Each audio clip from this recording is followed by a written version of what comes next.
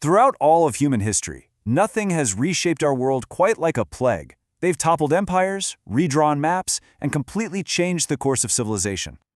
I mean, think about it. The Black Death in the 14th century, it didn't just kill millions, it literally ended feudalism and paved the way for the Renaissance.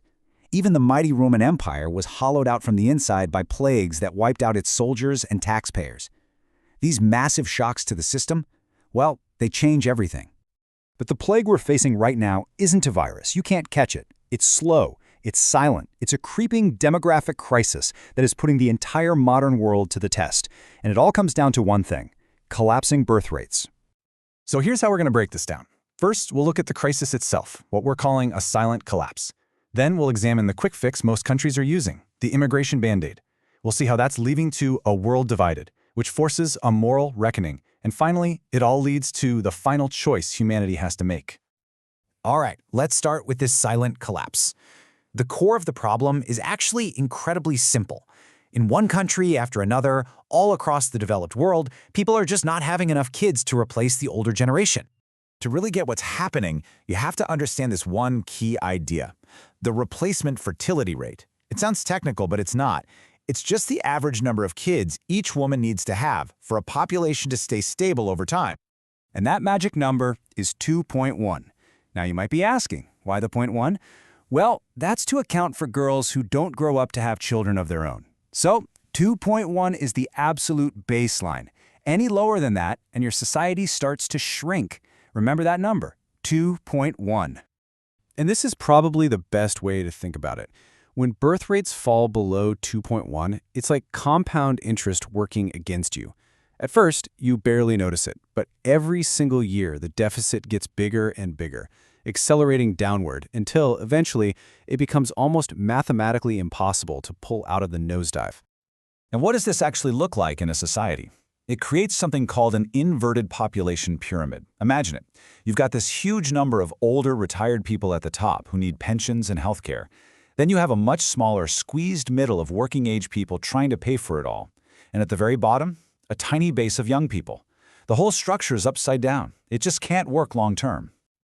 If you want to see how bad it can get, just look at South Korea. Their fertility rate has absolutely cratered to 0.72. That is less than one child per woman. Remember, you need 2.1 just to break even. A country with numbers like that is, demographically speaking, literally disappearing before our eyes. So, if your country isn't making enough new people, how do you keep the economy running? How do you keep the lights on? Well, that brings us to what's become the go-to solution, the immigration band-aid. And let's be crystal clear here. For most of these countries, this isn't really a choice. It's an economic necessity. They need immigrants to fill jobs at every level, from farming and construction to software engineering and medicine. And maybe most importantly, they desperately need their tax payments to keep those social programs like pensions and healthcare for that giant elderly population from going completely bankrupt. Germany is the perfect case study. Back in 2015, they welcomed over 1 million refugees from Syria. And while it was absolutely a humanitarian act, let's not kid ourselves. It was also a deeply pragmatic economic move. Germany's industrial machine and its generous social safety net were starving for young workers.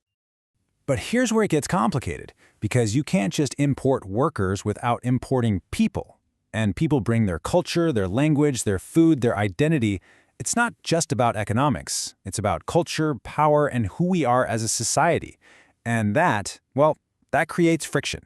Which leads us straight into our third section, a world divided. Because every nation is trying to manage this balancing act between economic need and cultural anxiety. And they're all doing it in completely different, often contradictory ways. Just look at the trade-offs everyone is making. You've got Canada, which has been very welcoming, that's been great for their economy, but it's also fueling a massive housing crisis and pushing down wages, causing a huge public backlash. Then you have the US, which has this bizarre dual need for both Silicon Valley geniuses and farm laborers, creating a deeply polarized fight that fuels cultural resentment. And then there are countries like Japan and South Korea who are choosing to stay restrictive to protect their culture. The price they pay? They're staring down the barrel of serious economic stagnation. As you can tell, there are no easy answers here. Okay, now we need to talk about something a little deeper. We need to have a moral reckoning. because there's a really painful, uncomfortable irony at the heart of this entire debate, especially in the Western world. Let's just walk through the chain of events step by step. First, Western nations intervene militarily in places like the Middle East, which often leads to instability and chaos. Second, huge numbers of refugees flee that violence, seeking safety for their families. And third, when those same refugees arrive at Western borders, they're often demonized and treated as a cultural threat by the very nations that had a hand in creating the crisis in the first place. This quote really says it all. The whole situation creates this profound moral contradiction. It's like setting someone's house on fire and then getting mad when they show up at your front door, cold and scared, asking for a place to stay. It forces us to look in the mirror. So what's the way out of this? Well, the argument is that it has to be a two-way street. Success isn't just on one group to change. Host countries have to accept that their cultures will evolve and newcomers will eventually deserve a real seat at the table. At the same time, immigrant communities also have to adapt and modernize to fit into a new, pluralistic society. And that brings us to the end game, the final choice. When you strip away all the politics and all the noise, humanity is basically standing at a fork in the road, and the two paths ahead could not be more different. So here are the options.